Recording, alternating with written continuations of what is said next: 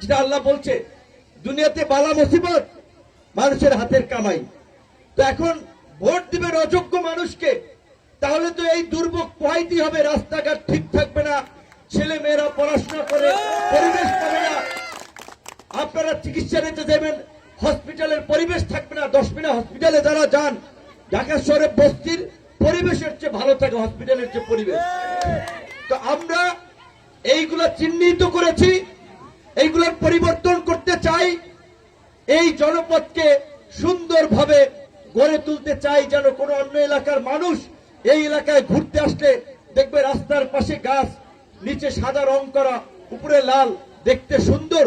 রাস্তা এইভাবে ভাঙ্গাচুরা খানাখন্দ নাই, রাস্তা দিয়া ধুলাবালির মিছিল হয় না, মানুষ শান্তিপূর্ণভাবে হেঁটে যাবে। দল থাকবে, মত থাকবে, একসাথে বসে চা খাবে, দোকানে কথা বলবে, সামাজিক অনুষ্ঠানে দেখা হবে।